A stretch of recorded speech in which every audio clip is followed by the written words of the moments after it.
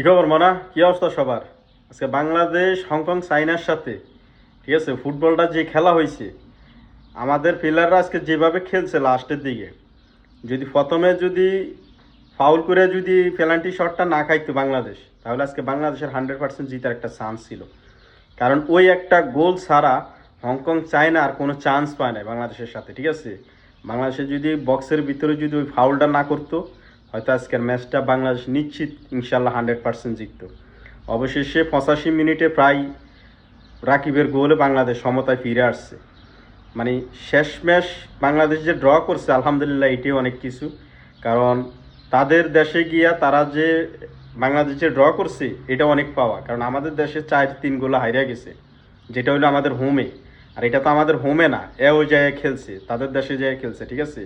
কারণ তাদের দেশে তাদের সাপোর্টার, তারা মাঠ ভর্তি যে পরিমাণ সাপোর্টার আজকে আসছে, মানে সবার তাদের পুরা জার্সি, তাদের যে দলের যে জার্সি, সেম জার্সি পরে তারা আসছে, পুরো মাঠটা তারা লাল করে পালাছে তাদের দলকে সমর্থন জানানোর জন্য।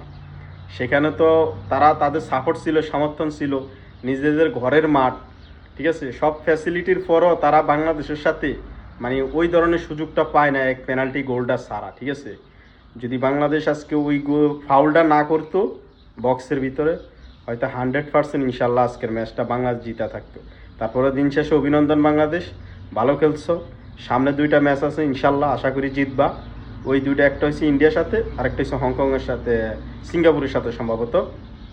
ওখান থেকে যদি 2টা ম্যাচ বাংলাদেশ অন্তত জিততে পারে, তাহলে অন্তত কি তাদের একটা চান্স থাকবে। এখন হচ্ছে 2 পয়েন্ট, হয়তো ওই 2টা পয়েন্ট জিততে পারলে, ম্যাচ জিততে পারলে হয়তো বাংলাদেশের এশিয়া কাপে অন্তত যাওয়ার একটা চান্স থাকবে। এবং আশা করি বাংলাদেশ সেই পর্যন্ত যাবে, এবং দোয়া করি ইনশাল্লাহ তারা যেন ভালো খেলে, ভালোভাবে উতরে উঠতে পারে। অভিনন্দন বাংলাদেশ।